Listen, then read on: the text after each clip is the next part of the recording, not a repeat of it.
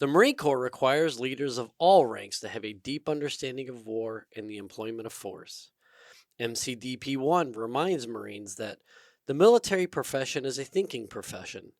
Every Marine is expected to be a student of the art and science of war. It goes on to say that every Marine has an individual responsibility to study the profession of arms. Self directed study in the art and science of war is at least equal in importance to maintaining physical condition and should receive at least equal time. The Marine Corps Association understands the critical importance of ensuring that Marines are as mentally ready for combat as they are physically ready. That is why we offer an entire page dedicated to wargaming on our website.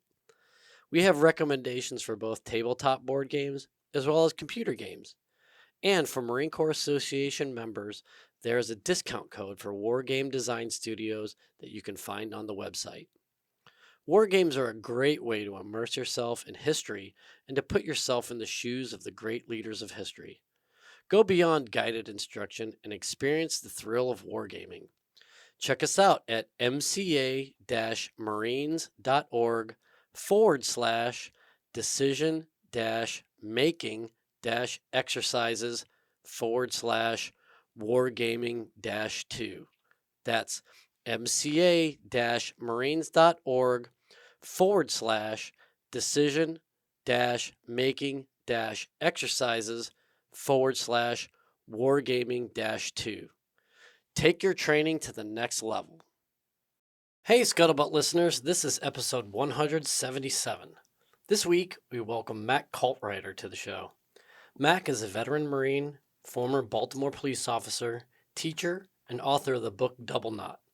Double Knot is a powerful memoir that is actually a collection of essays that weave a narrative thread of a Marine, cop, husband, father, son, and the effects of coming of age in a combat zone. His humor, wit, and humility are just as evident in this conversation as they are on the pages of his book. This was such a fun interview, and it was great to hear about Mac's unique experiences and the depth of insight he has pulled from the eternal contradictions that come when you send young men and women to war. There is so much to unpack, and there is much to glean from our conversation, not just for military buffs, but also for those interested in creativity and literary art, maybe more so for the latter. We are grateful that Mac was so generous with his time, and we are excited to see more of his work. Here is episode 177. Hey, Scuttlebutt listeners, thank you for joining us, and thank you for your continued support. I am Vic. I am here with Nancy, Hey Vic, hey everyone. and we're really excited and honored to be welcoming Mac Caltrider to the show. Mac, how you doing? I'm doing great. Thanks so much for having me, Vic and Nancy. I'm excited to be here. Yeah, Yeah, this welcome. is We're happy to have you. this is really great. So, Mac is a veteran Marine.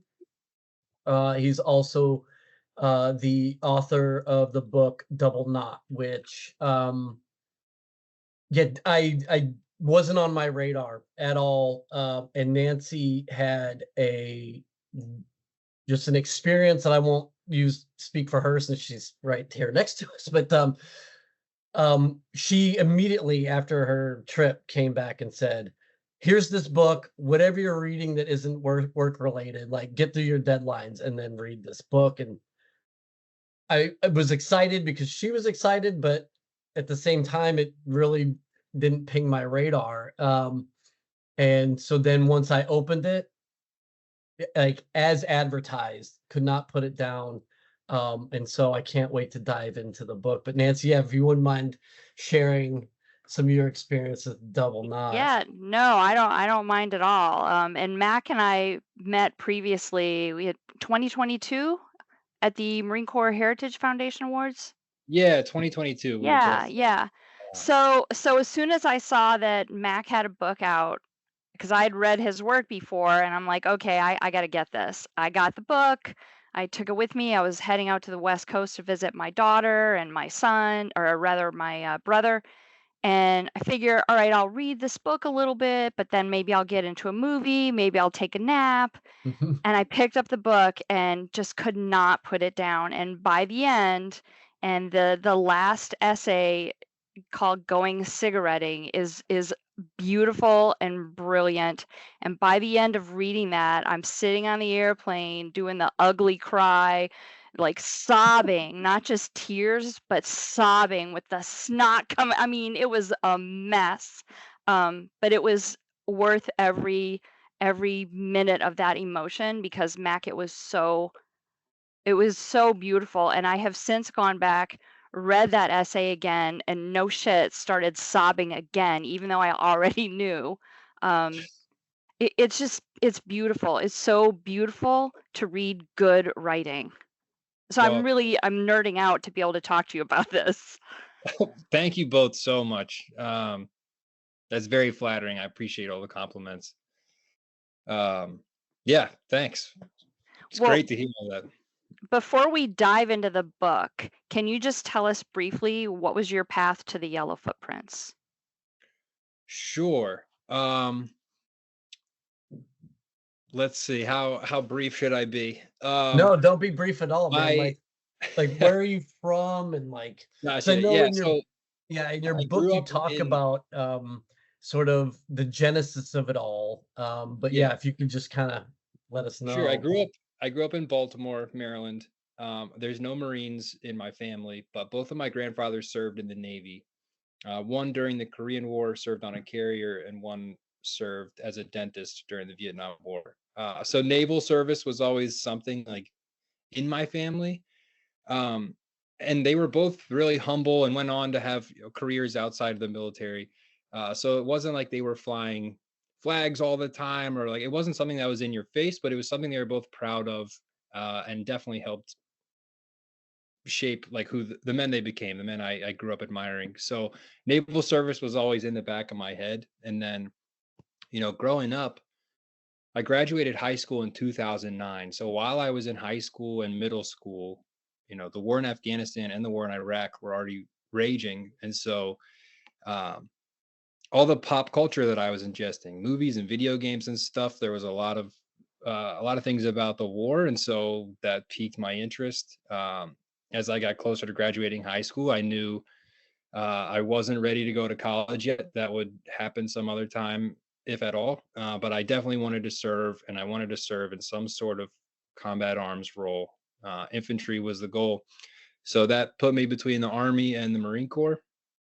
And the Marine Corps had a few things going for it. One being that it was, related to sea service, and with that family connection, that was a big draw for me. The other was my experience talking to the recruiters. I went and talked to the Marine recruiter first, and there's this guy who's like 8 feet tall, and he's jacked, and his uniform's perfect, and he's got a scar running from his eye down through his mouth and across his chin. Like he just looks like a cartoon Marine character. He was the only thing in his office on the wall was a tomahawk. That was it. The only decoration was just a tomahawk. Um, and so that was my Marine recruiter, and he was saying like infantry spots are full, but you could go be a crypto linguist or these other MOSs he was rattling off, and I was like, I don't want this. I want infantry.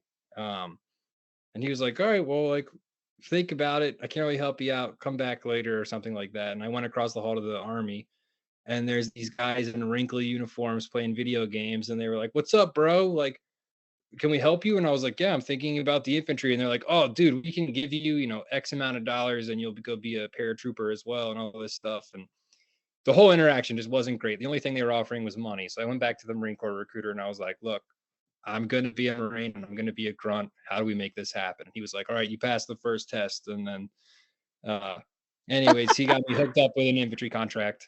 And that's how I landed on the Yellow Footprints, sort of a roundabout way, but yeah.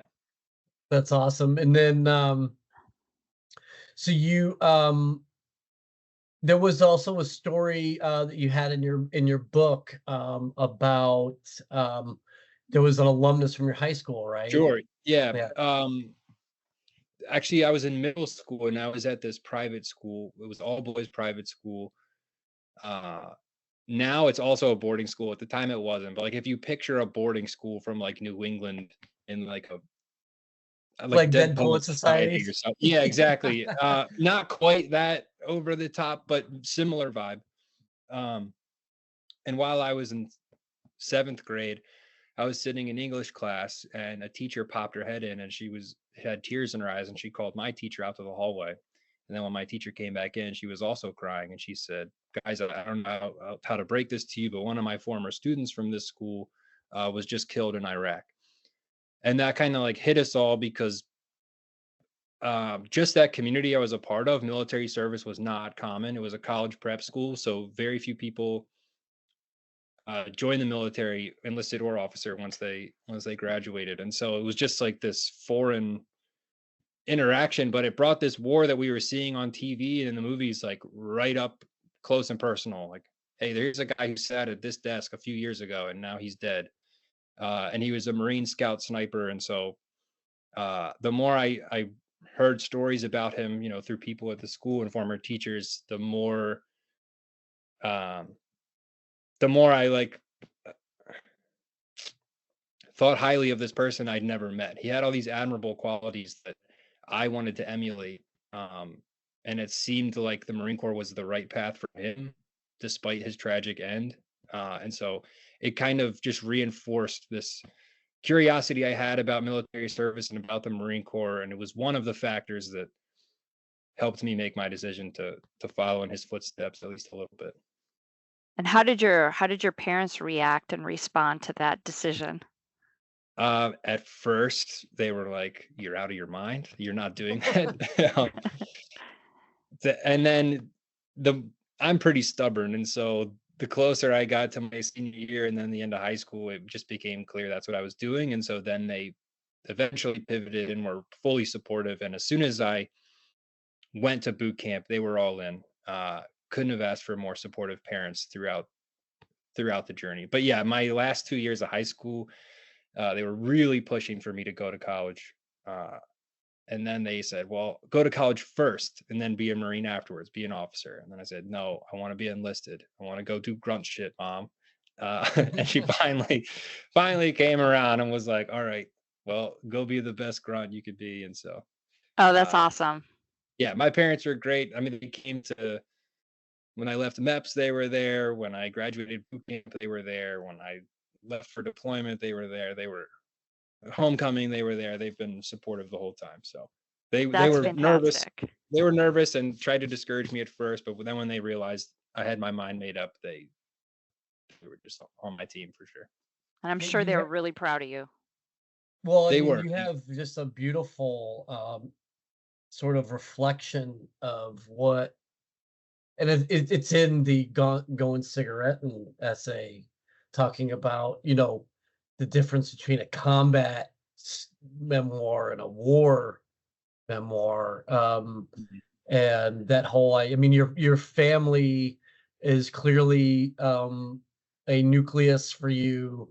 And I don't want to jump too far ahead, but yeah, the way that you unpack your mom's role in your life, in uniform, was really profound. I mean, it was beautifully written, but it was really profound, and quite honest. Um, it's so I, easy for us to really think that, like, oh well, as soon as I get on the plane, then the world here just shuts down, right? And then right. it starts back up when I come back, either 180 days or 365 days later. Yeah, that's definitely how my brain worked at the time. I think it's pretty normal for a teenager or a 21-year-old or whatever, a young enlisted service member, when they deploy, especially if they're going somewhere like a war, like their whole they have a very self-centered worldview, which makes sense. They've got big things to do and they should be focused on that. But I had no concern for my parents or my girlfriend, now wife, and how it was impacting them. I was just my problems were the only problems that mattered. I didn't care or even consider what other people were going through, and what my service was putting them through. Like I volunteered to be a Marine. I volunteered for the infantry. I wanted to go fight. And so while that was all overwhelmingly a positive experience, the negative things that came out of that were things I volunteered for. But like my parents didn't get to volunteer for that. My wife didn't get to volunteer for that. That's something that I put them through. Um, and I didn't realize that until years after getting out of the Marine Corps. Like, wow, I should have been more grateful at the time. It wouldn't have changed my decision to do any of those things, but I just should have been more aware and more grateful of like, I'm making decisions for other people, not just myself. And the toll that my deployments took on them, I didn't realize until after the fact. And have Yeah. you talked since that time? Have you talked about that with your family? I have, but with now that you phrase it like that, I probably should call my mom and have a more direct conversation and just express my gratitude. But yeah, we've talked about it. My wife and I have definitely talked about it. Um, but yeah, at the time, didn't even cross my mind. Which, Yeah. like you said, is totally normal for, for somebody that age. That's the Yeah, I way it mean, I think there works. are there are people, 18, 19, 20-year-old service members who do consider those things. I didn't. My focus was very much on my situation and the people around me. But Yeah. I Yeah. also, once that's something to consider before you deploy and after you're home. But while you're over there, your worldview in a combat zone at least should be on what you're doing, the task at hand. Like a pet peeve of mine is in movies, that cliche of like the soldier looking at the picture of his sweetheart in his helmet and then putting it on his head before. I'm like, no, fuck that guy. Like that guy's head is in the wrong place. He should be thinking about his gear, his guys, the mission, like, and he's thinking about his sweetheart. So yeah, there's a little tangent, but I just hated movies when that person. And everyone's like, "Oh, he's got a sweet." I'm like, no, that guy's head is not in the game. Yeah. Yeah. That's what you do when you get off of the patrol, not right before Exactly. you Yeah. step up. And you had a really it was funny only because it resonated so much. It really struck a chord. But this idea of like, well, would you like to have when you get home? You're like a sidewalk, like no shit. Because I remember, I was actually we were in sort of the same general area at about the same time. I was in Marja, Yeah.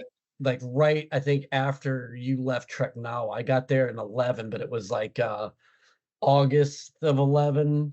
Okay. Yeah. But August 11 is when we came home, and it's funny Yeah, you say exactly.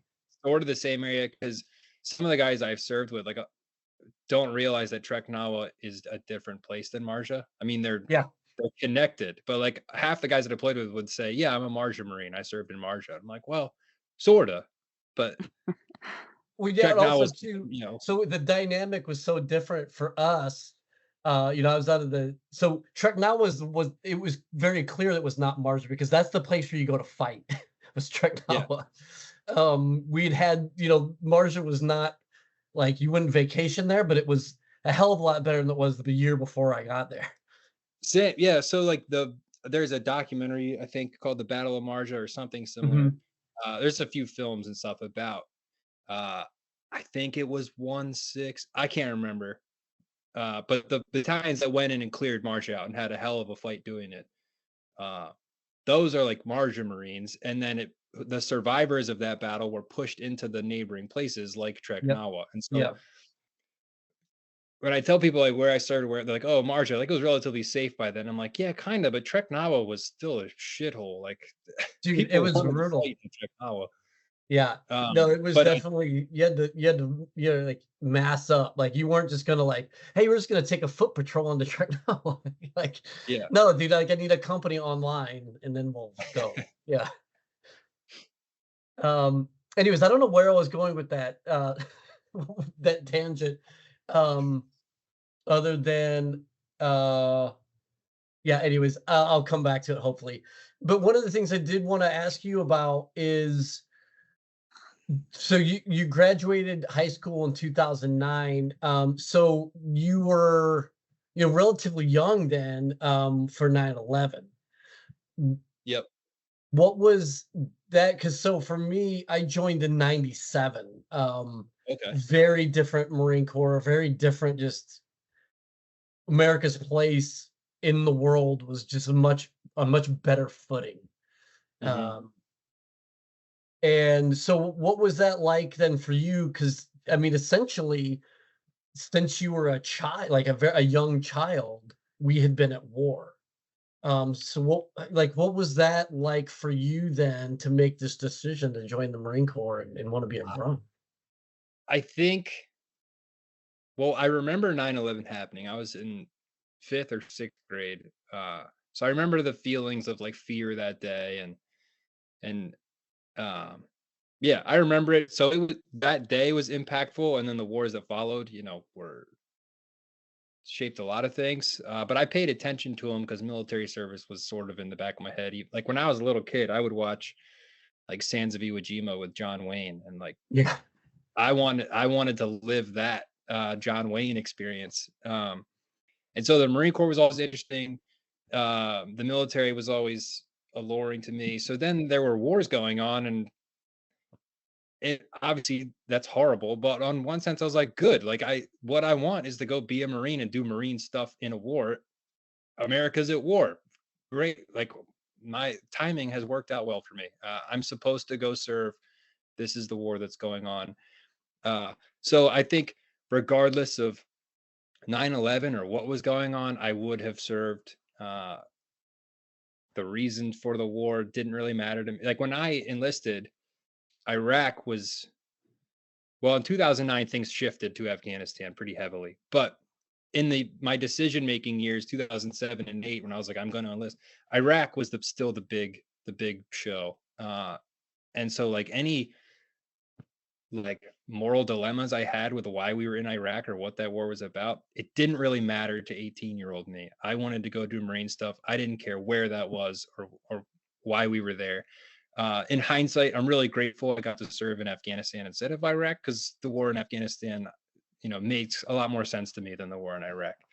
But I just got lucky. It really, I would have been serving no matter what the issue was.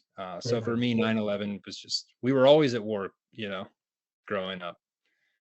That's such And an interesting perspective. Having been in both Iraq and Afghanistan, I was in Iraq twice, and then I was part of the obviously we talked about in 11, so it's part of like the tail end of the surge. mhm, Before we made it clear that we weren't going to be staying, which was fun. But I actually I felt sort of the opposite, because it just felt like Afghanistan had so much more that needed to happen. There was so much more. There was less of a sense of infrastructure and society, and they had just been yeah, at war for so long, and it's almost seemed like their society had regressed into a long forgotten era. And mhm, so then we were just gonna like, hey, here's the 21st century, and they're like, well, we're still dealing with issues like 13th century issues here. yeah, um and so whereas it seemed like in Iraq, like, yes, there was obviously issues, and as any sort of vacuum creates all of these shitheads, um, there was still a sense of like, well, we remember what it was like to be modern and to have a thriving society. yeah. We're just choosing not to do it right now. Well, I remember like, so when I enlisted and I was in boot camp and SOI, like we all thought we were going to Iraq. That was the goal, as us, brand new riflemen excited to go do rifleman stuff. Like room clearing was like the cool thing. Mount operations, like that was the cool stuff. Like half the reason at the MOS, but I picked rifleman over machine gun or something, is I was like, because room clearing is like the sexy infantry job, and that's what I want to do. And then at the end of SOI, they're like, guess what, boys? Like, you're definitely not going to Iraq. You're going to Afghanistan. And I remember being pissed. Like, are you kidding? Like, I got here as fast as possible right after high school. Like, I did everything I could to get here as soon as possible. And I'm going to miss Iraq by a month. Like, I was so bummed, which is crazy. But like 18-year-old me, Yeah, I was like, I can't believe I've been cheated out of like my life's purpose, which is to go fight as a Marine. And like, now I'm going to Afghanistan, which like, is anything even happening over there? Turns out, yeah, there were things yeah. happening over there. But I remember the time being like, I feel cheated. I can't even do like the cool stuff I've been trained to do.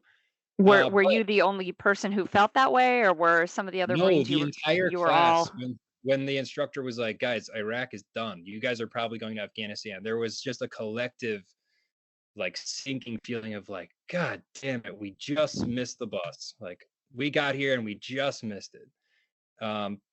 Turns out that wasn't the case, but no. yeah, at the time we were all crushed.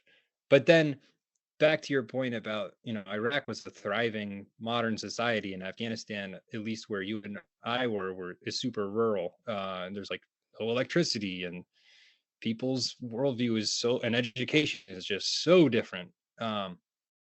Was almost like a very cool experience to go somewhere that really felt like a frontier, or like you were somewhere off on the edge of the empire. uh where Iraq, I've never been to Iraq, but didn't seem like it felt like that. It felt like you're in a modern country fighting a modern war. um and yeah, Afghanistan felt like, we were legionnaires, like on the edge of the empire somewhere. Wow, what Yeah, an it interesting perspective. yeah, it definitely I'll say this, where we were out in Ambar was along the Euphrates, and it was the dichotomy was and I'm really only reflecting on it now as we're talking about it, but like it was really stark. So you would have in similar ways to Afghanistan, as it would be flat and deserty, and there'd be these, pockmarked with villages. And then all of a sudden you come to like the Haditha Dam, and it's like this modern, like Yeah. hydroelectric, like massive thing. You're like, where the hell did this thing come from? The same thing, like you would just be driving, and all of a sudden, like, oh, there's Fallujah, like this massive city. But Mhm. then there's just sort of, it's just so sparse. Anyways, um, yeah, so it was interesting. Culturally, though, you didn't come across a lot of Iraqis who kind of like you're mentioning, like who embodied that frontiersman. Most of the people there were transplants from a big city like Baghdad or Fallujah or Ramadi, Right. or they at least they traded there, they had business there, they did something there, they were up in Haditha, and this is just sort of where they lived. But they commuted, and so like the idea of a modern society and of these sorts of things. But yeah, like where we were, Lashkar Gah was like the big deal. That's where you Yeah. did all your business, and I mean, it was like, A lot of the people, like the people who lived where we were, Lashkar was the biggest place they'd ever been, yeah, yeah, or seen, or like, which is just crazy. yeah, Uh, yeah. I mean, I guess some folks like to talk about Garmser or whatever as if it's, yeah, like Las Vegas or whatever. But yeah, it's pretty gnarly. Um, I guess getting into your book though, as we're talking about these experiences, like you you mentioned in your book that it was something that sort of started as just record keeping, that then evolved into something that started to resemble a memoir. And then it turned into like this collection of essays, which I think is so fascinating, because the tendency is always like, hey, I'm going to write this memoir and I'm going to be badass and I'm going to talk about all this gnarly stuff. And then people are going to go, oh my God, Mac Caltrider, you're the coolest guy on the block. But yet you did literally the exact opposite, seems like consciously. yeah. And then Well, you the reason just I did that is because I'm not a badass. So writing a book about that would have just been bullshit, and anyone who read it would have been like, "This but stinks like bullshit." that hasn't stopped like 90% of military book sales. So, um, True. you Well, did say that you sales like wasn't the distilled. goal with this. Um, Yeah. but yeah, like, to backtrack a little bit, I've been writing for fun since I was a little kid. Like my friends Hmm. and I in middle school, we were losers, and so like on the weekend, like I would write a page of a story and then give it to him, and he would write the second page, and then he'd hand Oh, it back to that's me, and cool. like That is very cool. we would have these outlandish adventures that the two of us thought were like the funniest stories ever written. No one else ever read them. But so like, and I didn't remember that until I don't know, a few years ago when I was starting to write professionally, and I was like, holy shit, someone asked me like, how long have you been a writer? And I was like, oh, a year or whatever. And then someone who listened to that was like, "Yeah, but you used to write stories with your friend in middle school." I was like, "Oh my god, but that's what we did every weekend." So yeah, I guess I have been writing in some way or another for That a is while. awesome. I love that. Um, but then, yeah. So as far as the record keeping goes, like I had all these stories that weren't really stories, but just like moments that were meaningful to me, important memories uh, that I just felt this need to like preserve somewhere because I was like, my memory is not good. I'm gonna forget all of these in the next 10 years. And anytime I meet up with my Marine buddies, like we would be talking about the good old days and like be reminding each other of stories the rest of us had forgotten until it comes up. And then I just got this like panicky sense, like these got to get written down. Not necessarily like the funny stories we're sharing back and forth, but like the important stuff and important sacrifices that people I knew made. Like, you know, no one's going to remember what Lance Corporal so and so did in their final moments because there were a lot of Lance Corporals that died doing what's expected of Lance Corporals, but it was just more important than that and had to get written down. So I just started jotting down notes and little things. Uh, and then when I started writing professionally, I got the skills to write, to turn those chicken scratch things into something that resembles an actual story. And that grew into a memoir, but it was so bloated and just, I found it boring. And I was like, if I find it boring, I can't ask someone else to read it since I'm in the book. A random reader is going to read it and be like, this is like every other Marine memoir I've ever read. Oh, you went to boot Worst camp character ever. and and you had to do, you got yelled at, and then you got through boot camp and you went to, training, and then you deployed and you whatever. And I was like, this is just not worthwhile. And if I had made it like a highlight reel of like all the coolest or most traumatic moments that would fill a book, it would feel disingenuous because overwhelmingly my experience in the Marine Corps was positive. And so to only just put these, like if I put every firefight I was ever in, it would make it sound like I was in firefights all the time. When most patrols involved me walking around until I ran out of water and then we walked back. Uh, right, like there were plenty of patrols that had IEDs in firefights, but there were more that didn't. And so to just fill it with a highlight reel felt dishonest a little bit. And didn't really get like a point across that I wanted to make. So after going back to that draft of a memoir, I cut down a lot of stuff and I was like, what do I really want to say in each of these major stories? Like, what point am I trying to make? And I would identify that point and then rewrite it as an essay to like achieve that. So yeah, that's how it ended up being a collection of essays instead of just a chronological tale of I enlisted and then I EAS'd and everything in between. Those books are out there and they're great, but yeah, if it was my story of that, it just wouldn't be that interesting compared to those. Well, and I think having something that's not just like every other book out there, it makes it even more special. Not just are the stories good, the essays are really well crafted, but because this is a different sort of format or style, it makes it more Mhm. special, and it sets it apart from. I mean, Vic and I read a lot of books for those types of books, and we're asked to take a look at a lot of those types of books, or a lot we don't even Well, talk about. and I read those books for like I genuinely enjoy those books, but I knew if I tried my hand at it, it just wouldn't be what I wanted it to be. Well, I So think yeah, not knocking those types of No, memoirs. They're some definitely of my not. favorite books. I just like I can't read, with the old breed or something, and then pick up what I wrote and think there's any value to it. Well, I think Or too that you run into it being disingenuous because sure, for the 99% of people who never served, you can probably bullshit them and make it seem like every day was just a gnarly gun battle after gnarly gun battle. But if you want to be true to not only your audience but to yourself, you right. can't I, You I you just, can't buy into the melodrama. yeah, I just for myself, I wouldn't be able to sit with it. But also the guys I served with like would read it and be like, dude, you were not a badass. Like, you Like, know, well, and they're like, what is this? that was my next question. So what kind of feedback have you gotten from the guys you served with? It's been overwhelmingly positive.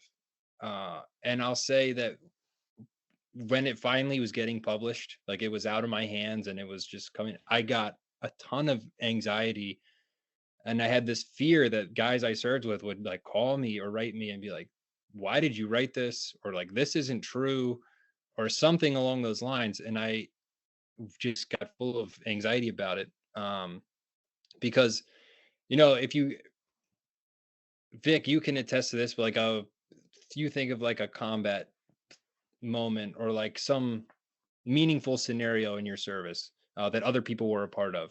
When you talk to those people, like there's going to be 10 different versions of the same thing. It's just the nature of writing about a memory and writing about combat is everyone has a different take to it. So my fear was that someone who I served with who lived these experiences, their memory would be different than mine, to the point where they would have a problem with what I wrote. And that luckily hasn't been the case. The feedback has been like uh, really, really important to me. And they've said things like, thank you for writing this. You said what I've been trying to articulate and haven't been able to. Really flattering things like that. And so that means the world to me. And I tell people like if 100 people on Amazon comment and say like this is the worst book ever, like it doesn't matter to me because the guys I served with have like validated whatever I was trying to do with this, and it's been worth it just for that. That's And what really ab- great. what I can't imagine. Yeah. Anyways, I'm not surprised in the least that you're getting that kind of feedback from them. what about the response from your family? Because you're really open. You're really, I mean, I hate to use this word, but vulnerable. You really like lay everything out there. How how was that? Did you let your family read an advance copy? How did you handle I that? I didn't give my mom an advance copy, even though she deserved one and asked me repeatedly for it. The reason I didn't is because I wanted her to read the best version the first time. And so she waited and she read it and she was appreciative and had nice things to say about it. My grandfather, one of my grandfathers is still alive and he read it. And I was nervous about that because in the first chapter, I talk about masturbating and like these things that you don't really want to talk to your grandparents about. But he also had nice things to say about it.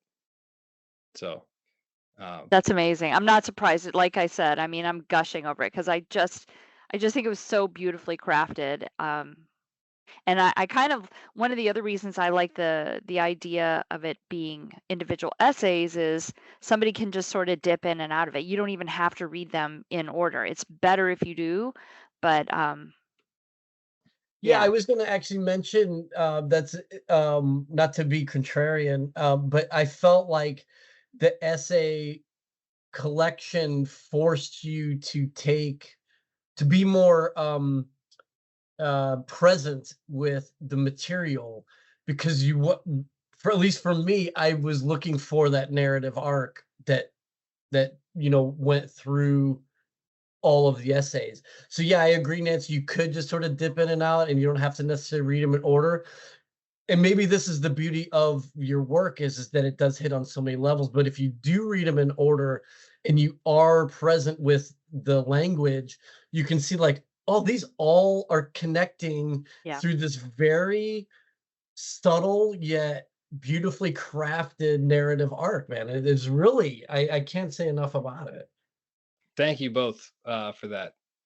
Um, Yeah, I'm really happy that that's what you guys got out of it because I did write it intentionally that each essay could stand alone. You could hand someone an essay and be like, I want you to read this. And they wouldn't be like, who are these people? Like, what do I need to know? Like they do work as standalone essays, but um, like you said, Vic, like there is a through line and there are characters that come back that you do need to know a little bit about for it to be as impactful. as I hoped it would be. So if you read them in order, you definitely get more out of it. Um, that was intentional, but yeah, the essays do stand alone, or at least that was the goal, was that they could be plucked out of there. Um, And so so yeah, were those there kind of other essays that didn't make the cut? there were, yeah, but they didn't reach their final form, I guess. Uh, there were big topics that, as I whittled down that original set, I would pull out and pull out until it got tighter and tighter. But then when I got to these 7 essays, there weren't any like at the last minute that were completed that we were like, it's better without this. We dialed it in early enough that I didn't waste too much time. So we've talked a couple of times on the show with other guests about how they've used writing as a tool to kind of examine and understand their combat experiences. Do you think that your writing served that purpose for you? Yeah, it definitely did. The way my brain works, writing things down helps me make sense of, it helps me process whatever I'm thinking about, military, war related, or otherwise. Just like the more I write about something, okay, now I know how I actually feel about it, because it forces me to slow down and put ideas together. Um, and it has really helped me examine, my brief stint in the Marine Corps. But I hesitate. Like, there's this idea that writing is therapeutic for, the trauma you experience in the military, and that is the case for a lot of people, and probably myself too. But that wasn't the goal with this book. And if I had written this a year after I got out, or 2 years, that's probably what the book would have been doing for me. And I don't think the book would have been as where it is now. But Hmm. luckily, I waited long enough, a decade plus, that I could write about things objectively, and I've reflected on all these experiences over and over again before writing about them. So I knew how I felt about them before writing. Uh, Hopefully that answer is not too confusing, but I guess a little bit of both. Um, yeah, writing always helps me organize my thoughts, but the topics in this book, I knew how I felt about them before putting pen to paper. Yeah, I think definitely where you are, where your location is, physically, mentally, spiritually, has a lot to say for what the writing is going to end up doing for you. I Yeah. know in some cases you can't help but have it sort of bring you back or serve as a form of therapy. But in other instances where that's not really the season of your life, then you're almost putting too much weight on, or putting too much responsibility on what the writing is supposed to be doing. Yeah, definitely. Um, some of the like little bits I'd written soon after getting out, just with no intention of sharing them or anything, just for myself. Going back and rereading some of those when I was starting to get organized for this book, like the tone is way different, like way angrier, and my view of the world and my experiences was very narrow. Uh, so yeah, if I and 10 years from now, I might go back and read this and be like, "What the hell was I talking about?" Who knows? Probably not. Well, the I other thing hope that's not, but who interesting knows? about how the essays, not just in and of themselves, but also the way that they're structured, is it also sort of follows your life, and so it's not just like I was in Afghanistan, and then that's the totality of who Matt Caltrider is. Like Right. you talk about the pandemic, you talk about your time as a cop, you talk about going to PB Abate. I mean, and again, but yet the way that you have it structured so that your time in Afghanistan is never so far removed that you're like, Hmm. who is Matt Caltrider? Or like, why am I reading this? And so the way that you use reflection and that you use flashbacks is, sprinkled throughout the essays themselves. Again, so well done. Is that something that just Thanks. came out on the page, or again, was that, very intentional on how you were structuring That your w work? It was very intentional, and it was the hardest part about writing this. For some people, it's easy to do, but writing that, like structuring things like that, is really difficult for me. But some of my favorite writers have pulled that off in the past, and so I'd been reading more and more of their work, trying to learn like the tools and tricks they used to make that like an effective way to tell these stories. So I tried to do the same thing, but it was very intentional. But it's what made the book really hard for me to write, because that can go wrong so easily. uh, and it's much easier to just tell a story chronologically, start to finish. But my personal preference, the story's better off jumping around a little bit. Do you have a favorite essay in the book? It's like picking your I've favorite kid, right? I've been asked that before, and I don't think well, let me look at the titles. I don't think I have a favorite. Uh, a friend of mine who's an English teacher asked if I would talk about one of the essays to his class, and it was The Mountain. And when he told me that, I was like, I feel like The Mountain is my least favorite one. And I went back and skimmed through it, and then I didn't hate it as much as I thought I did. I was like, okay, I'm all right with this essay. So no, I don't. I guess Going Cigaretting might be my favorite. Um, just because it was the last one I wrote, and before I started it, I knew exactly how I was going to structure it, exactly what the point was, exactly how I was going to end it. So that one flowed out really quickly, and the edits on that one were minimal compared to some of the other ones some of the other ones I reworked over and over and over again for years. And then Going Cigaretting, I wrote it. A couple of days later, I came back, I edited it, tweaked a few things, and then sent it to an editor and my editor, and they were like, barely made any changes to it. So that one, yeah, sorry, Nancy, that one is probably my favorite, just because it felt so satisfying from start to finish to write it. There were very few frustrating, I'd say hair pulling, but I don't have any hair, like moments where I was just like angry with not being able to communicate. That one came out naturally and felt really good. So now that I've talked in circles, yeah, that one's probably my favorite. Nice, nice. Well, it certainly affected me. Yeah. I've said my piece about it. It's just phenomenal. Really, Thank you. really impactful. Yeah, from a Thank you. structure standpoint, When Pigs Fly, I think I got to do a doff of the cap to you, kind sir. How it starts, where it starts and where it finishes is not what was expected. The flashbacks to, combat lifesaver training, the live tissue stuff, and then the juxtaposition of like, hey, here's my resignation letter, and then here's a medal, like, which am I taking? Am I taking? And then Yeah. end it with like, well, then I was just driving home without anything, without an additional piece of paper. So yeah, again, I don't think I could point to a favorite, but from an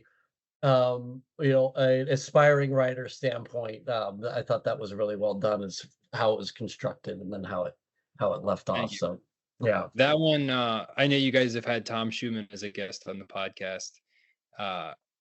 Tom and I went to a really small writers workshop together in 2020, 2021, maybe. I think it was 2020. Yeah, the end of 2020. I'd only been out of the police department a few months, but I'd written like a rough fictional version of that essay where I'd changed some things, and I wasn't in it. I added characters and whatnot. But anyways, the title I had was horrible, and he was like, "Dude, you gotta name whatever this story turns into When Pigs Fly." And then years later, when I was turning it into this essay, I remembered that. So Tom gets all the credit for the good title on that one. Nice. Tom, he gets a lot of credit for a lot of things, man. The guy's getting a little played out. He's everywhere. He is everywhere. No, he's really great. We actually just had him on the show. Yeah, we just recorded not with too long him. ago. He'll be coming on. Him and good. Nate. Yeah, him and Nate were on at the same time talking about PB Abate, which is where Gone Cigarette and stuff. Yeah. Yeah. I'll I'll leave the Tom compliments to a minimum, but I will say that whatever credit he's getting out there and attention is well deserved. He's one of the best people I've ever met. Dude, unbelievable. I mean, it's just so kind-hearted and just so unbelievably humble. It's a genuine humility. It's if you don't know him and you see that he's got a social media presence and he's on podcasts and he's written a book, you might think he's not humble, but 99% of the amazing things he does, most people don't know about. He's just an incredible friend, an incredible human being. So, Yeah. anyways, Agreed. enough about Tom. Yeah. Yeah, he Uh, had have his to change episode. We have to change the name of the podcast. Well, I guess just one thing. So, I mean, speaking of sort of the inroads here, it's a little scary, but you've got one of your reviews on the back cover came from Casey Tellison, who, again, you guys are in this like really, you guys are almost like the Marine Corps version of like the Inklings. Like you guys are all these amazing writers, and you're all sort of like operating in the same orbits and stuff. But we're also his all obsessed with the actual Inklings, so that's and rightfully so, right? But yeah, so I just the thing is too, like his as beautiful as Freaks of a Feather is, it is told in sort of that straightforward template yeah. for writing a memoir. I mean, obviously the nuances of it far I almost exceed. name dropped his book earlier in this podcast, and I was talking about like I really like that kind of memoir, and his came to mind. He nailed it. He did. Uh, Absolutely he nailed nailed it. it. And I knew writing my book, I was like, I'm not gonna hit that same high watermark that Casey did, so I got to rethink my angle here. Yeah, and then, Yeah. so that's what I wanted to talk about, that juxtaposition between, both of you guys really did so much, not just with language, but like for you working with structure, to really make it something so engaging and impactful, man. It's again, I can't say enough about it. Thanks. So what are you working on now? Well, um, I probably owe you some stuff that I probably. No, that's not. That's actually why we brought it on this podcast. This would Yeah. be disguised and ass Yeah. chewing around an actual podcast. Oh my gosh, no. I just wonder. Um, No, I meant no, not leatherneck stuff. I meant no. Seriously, are you working on anything that you're just kind of tinkering with? I have a couple of things I'm tinkering with. I will say, and Nancy, you know this, but I started teaching this time last year, uh, and so I'm totally new to teaching. And I knew if I was going to be an effective teacher, I had to jump in completely. Uh, so I've written a couple articles um, since starting teaching, but in this last 12 months or so, I've really put most of my writing on hold just to keep up with where I need to be teaching wise, with the hope that as I get more comfortable teaching, I'll have more free time to write. I am tinkering with a few ideas. One is uh, a collection of lesser known stories from Marine Corps history. So Oh wow. I wrote an article a few years ago, actually when I met Nancy, it was for this article called "Don't Give Up the Ship," and it's about where the story behind that flag and that slogan "Don't give up the ship." It's a famous Navy fighting mantra that comes from the War of 1812, and the Naval Academy has its flags everywhere. And I don't remember the people involved, but essentially, the USS Chesapeake, an American frigate, was engaged with the HMS Shannon, a British ship, and the Chesapeake was just getting destroyed. And the captain of the ship, whose name I can't remember at the moment, is mortally wounded. And his final orders to his crew are, "Don't give up the ship, fight her till she sinks." And the story is that eventually, the British won that engagement, but that flag was flown later in the war, and it became a rallying cry, sort of like "Remember the Alamo," and the rest is history. But it's like this famous naval fighting mantra. But the real story that everyone overlooks is that after the captain gave those orders, most of the sailors on board immediately tried to give up the ship because they were like, "We don't want to get killed right now." But there were 9 Marines, I think it was 9, maybe 11, maybe 8, a handful of Marines still alive on the ship, all privates except for one corporal, and they fought the British boarding parties off 3 times in a row until there were no Marines left alive. And when all the Marines were finally killed, then the British boarded the ship and took it over. So the only people to really follow the order, "Don't give up the ship," were the Marines on board. So it should be a Marine slogan. So they need to rebrand that flag and make it green, not blue, and fly it on Marine bases. So that's my my goal is to get that flag flying on Marine bases. But anyways, stories like that are what this book would be. It's like lesser known, cool Marine Love Corps that. moments in history, and I've got about 10 or 11 written already. I'm trying to figure out how many to do, but uh, that's one of the things I'm working on. Oh, that's really cool. I can't wait to read that. Thanks. Yeah. Yeah, I think it'd be a fun read. Yeah, at the risk of brainstorming work stuff over a podcast, um, we as you probably know, Mac, we're doing this Road to 250 campaign. Right. Every month is going to have a different era.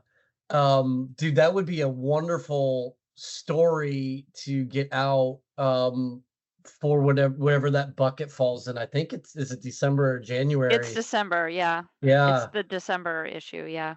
And so maybe we get you back on to talk through that a little bit Yeah, for definitely. our December 250 episode. That would be really cool because I mean that's like Thermopylae but on a ship, right? And with Marines instead of Spartans.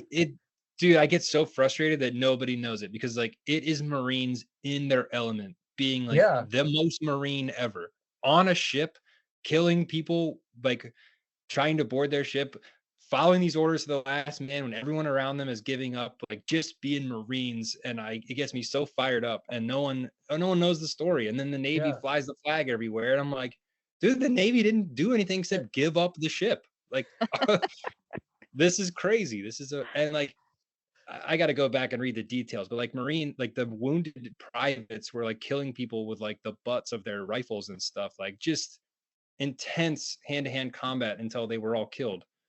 But yeah, just it's a story that belongs with the rest of the Marine Corps lore that we all celebrate. It's Oh, yeah. worthy of all those stories. Absolutely. Well, I have Mac, another dude, one about oh, go ahead, uh, please. the raid at Harper's Ferry, like John Brown's failed raid. Marines were called into Harper's Ferry to end that little the raid. But yeah, you just have these Marines like charging into this house that's full of armed people and they're just getting killed in this little hole they make in the doorway, but they just pour through with bayonets and kill everyone inside. And yeah, they're killing John Brown and abolitionists, so like the context is a little weird, but from the ground view, like it's just Marines being savages, and it's great. It's a good story. And they're But under lots the of little. Yeah, Robert E. Lee was the Robert E. commander. Lee, yeah, under the command of Robert E. Lee, which I always think is such a weird It's little yeah, it's crazy. The details surrounding Harper's Ferry are just more bizarre the more you read about it. But yeah. Yeah, I'm looking forward to reading all of these. Yeah, no, that's Yeah. really cool. It's fun to research those and write. And whenever I find a new little nugget like that, I'm like, ooh, we got another one. Got a hot one. Yeah. Well, Mac, dude, this has been really great. I know it's late for all of us, but I did want to ask you because you, in much in the same way that you tackled the Marine Corps as a grunt, you've almost tackled writing as a grunt too. What advice do you have for us aspiring writers? Like, where where does being an infantryman pay off? Being an infantryman pays off because whatever you lack in natural talent, persistence and hard work will get you there. You just keep working harder and you'll beat everybody else. But for writers, just generic advice: always be reading books. Carry a book in your hand wherever you go, and anytime you are waiting for 5 minutes to see a doctor or at a bus stop or whatever, read a page of your book. Don't open your phone. Read another page of the book. Before bed, you're exhausted, read one page of your book. You cannot be a successful writer if you're not reading all the time. You have to be reading, and it doesn't matter what that is. If people say, I am a big fan of the classics, but like people say, oh, you got to be reading the classics, and you're trying to read a Stephen King book or something, like, fuck them. Read the book that, warms your soul, gets you going. Read that book.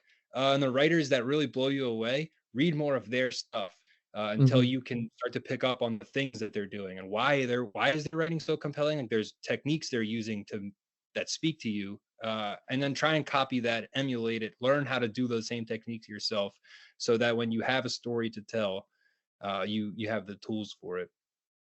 And also just getting the reps in writing is critical. You can't. I think a lot of people are like frozen because they're not ready to write the book yet or the story, and so they're just reading and reading and reading, which is great. But you also have to be writing, and you're going to be writing really bad stuff. That's okay.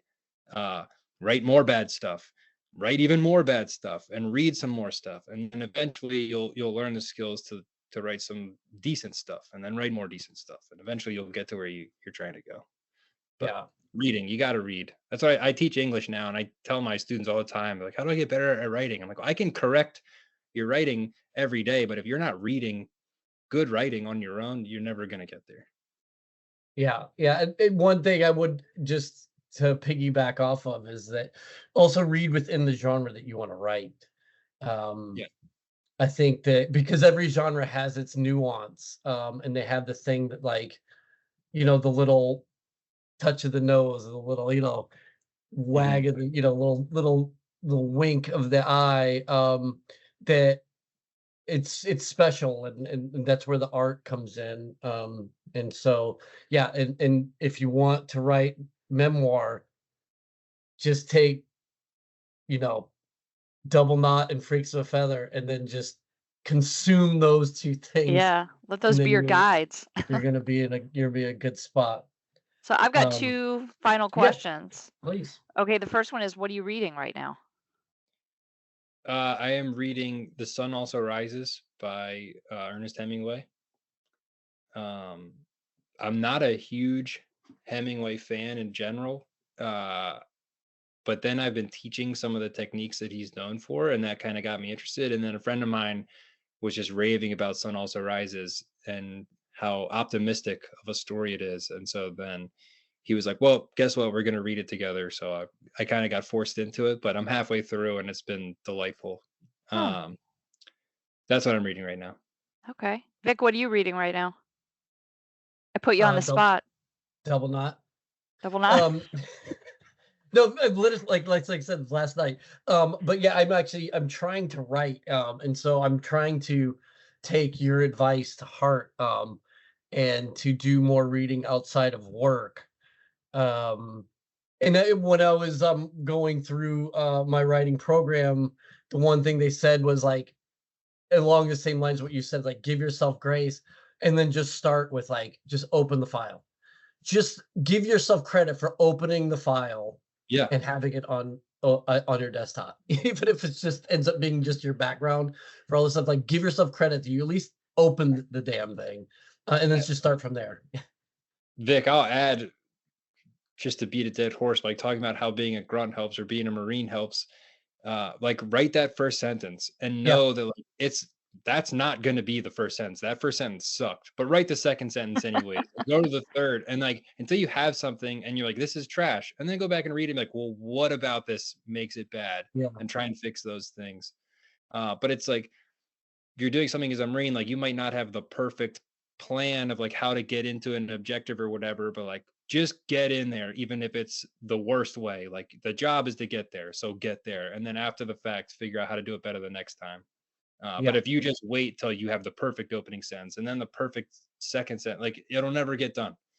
So just And it'll write the be bad stuff. demoralizing once you actually start writing because it just won't translate like it does in your head. And I heard Max Brooks actually say the biggest killer of creativity is a blank white screen. It's great. Yeah. Okay, so here's my final Yep. question. This is our standard close out the show question, which I did not prepare you for. So this is going to be good. What was your best day in the Marine Corps? That's such a good question. Um, Before I answer it, I'll say it's such a good question because whenever the further I get away from the Marine Corps, you guys are immersed in the Marine Corps daily with work. You're around Marines, talking to Marines, but like the further away I get from it, whenever someone finds out I'm a Marine and they want to hear about it, there's always a sense of like pity or like morbid fascination. Like they want to hear the worst stuff, and they want It's um almost voyeuristic, right? and they assume like, okay, you served and you were in combat and then you got out of the Marine Corps. It must have been a bad experience. And like, yes, some of the experiences were awful, but like by and large, the Marine Corps was a wonderful experience for me. And most of my memories when I'm thinking about the Marine Corps, rarely is it bad stuff. Almost always is it reminiscing about like a wonderful time I had with my friends. So that's such a good question. Man, picking one is going to be really tough, but all right. So one of my fondest memories was in 2011 during my first deployment. We were in Treknawa, and the cop that we were living in also had the headquarters element, and so because of that, they had a big generator to like charge batteries and run their computers and whatnot. And they also had a like a little Connex box freezer that they could keep real food in. Uh, and there wasn't enough to like feed everyone real food all the time. Usually it was MREs or whatever, but there was some real food in there for special occasions. And on 4th of July, Obama made an announcement that everyone in Afghanistan was going to have steak and beer or something like that, or chicken wings, something that did not happen. But that's what he told everyone publicly. And so people back home were like, oh, are you going to get steak and wings? Like, no. Um, but anyways, the cook did prepare like nice food. I forget what it was, but it had real eggs and then some other like steak maybe or pork chops or something like that. My squad was the only squad there besides the headquarters element. So we went out on patrol, and I don't remember why it took so long. It could have been something exciting. It could have just been we got stuck somewhere. But by the time we got back, uh, all the food had been eaten by the headquarters guys. They hadn't, and there weren't a lot of these headquarters guys. It was like a squad's worth of headquarters dudes, and then our squad going out there and working every day. And we came back, and they'd eaten all the food. Uh, it was dark out. They'd all, turned in and gone to sleep in wherever their tent was, and we were pissed. And so my friend, who's this huge dude, he's like, man, fuck this, and he goes over to the wherever that little generator freezer was, and he broke into it and found like a dozen or 2 dozen eggs, and he brought those out, and we had like a little griddle, and he just cooked like 24 eggs for us.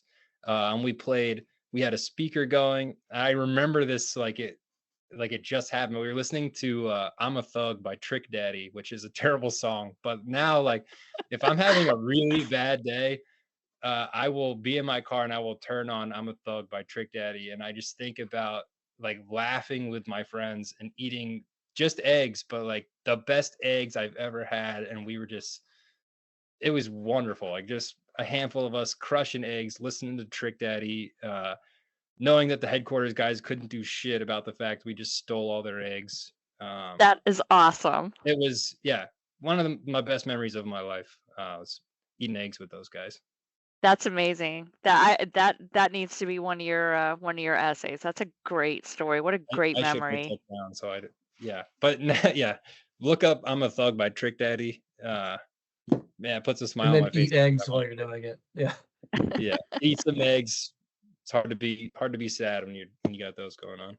Oh, nice. That's awesome. Well, thank you for sharing that, and thanks for talking with us about Double Knot. And as we're kind of closing out, where can people find Double Knot? You can find it on Amazon. You can find it on Barnes and Noble, and you can find it through the publisher. The publisher is called Dead Reckoning Collective. If you just search Double Knot in Amazon, there's a few books called Double Knot, so make sure it is the one by Mac Caltrider. We'll link to all this stuff in our show description too. Are you on the socials? I am. I have an Instagram page called pipes_and_pages. But like I was saying, when I started teaching, I knew that if I was going to succeed, I had to like dive into it. So in the last 6 months, I've kind of been off of social. It still exists. You haven't missed anything. I plan on breathing some life back into it soon because it's just been a fun little creative project to make that page. So I don't want it to disappear. But yeah, that's my only social is that Instagram page. Wait till after the election to go back to it. You don't want to go back to Instagram now. I got off. I deleted my Facebook in the God, what year was that? The first time Trump ran for office, I had to 2016. get off Facebook. Yeah, because I just had friends and family on both sides of the political spectrum posting and sharing things. And I was like, I'm going to genuinely stop caring about people that I love and are important to me. So I'm going to get off Facebook. And it was the best decision ever. And so when I started teaching, I was like, I'm going to take another hiatus. Didn't delete anything, but just I took the app off my phone so I wouldn't be, uh, Good for you. Oh, so itching. healthy. So healthy. Yeah. All Yeah. right, Mac. Yeah. This has been great, man. Thanks for having me, guys. This Yeah, was thank you. this is a lot of fun, and I appreciate all the support for the book. It means a lot.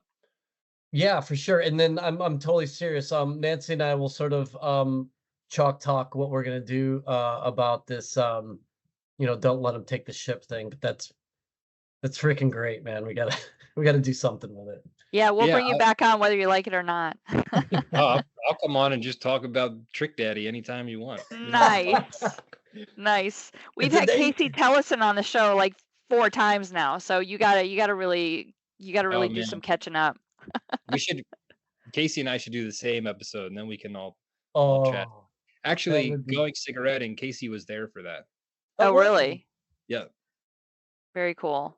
Very cool. indeed. All right, Mac. Thanks again, man. We'll be in touch. Thanks, Vic. Nancy, it was great to see you. Thank you. It's good seeing you too. You'll hear from me. All right, we'll talk soon. All right, Okay. bye, man. Bye. Units all over the world engage in professional military education experiences with the Marine Corps Association's help. Marines learn from historic battles ranging from the D-Day landing at Normandy and Marine amphibious landings on Pacific Islands to the Battle of Marathon between Athenians and Persians in 490 BC to military engagements in the Korean and Vietnam Wars to battles which took place in the United States during the Revolution and Civil War. Discussing the operational, cultural, and historical significance of battlefield experiences is an invaluable learning tool for expanding a Marine's knowledge and preparedness for future missions. While the character of warfare changes, the nature of it does not. The opportunity to explore the decisions made or ignored in battles throughout history, the opportunities gained or lost by leaders in past combat experiences, is invaluable as a tool for facing today's military challenges. Learn more about this MCA program for Marines at mca-marines.org/battle-study-packages. That's mca-marines.org/battle-study-packages. Scuttlebutt is a production of the Marine Corps Association. You have heard the voices or contributions from Major Vic Rubel, USMC retired, Nancy Litchman, William Truding, and our guest. Ty Frazier is the editor, sound engineer, and technical producer. The Marine Corps Association is not an agency of the U.S. government. The opinions expressed in this episode are the personal views of the participants and do not reflect the official position of the United States Marine Corps, the Department of Defense, or the Marine Corps Association.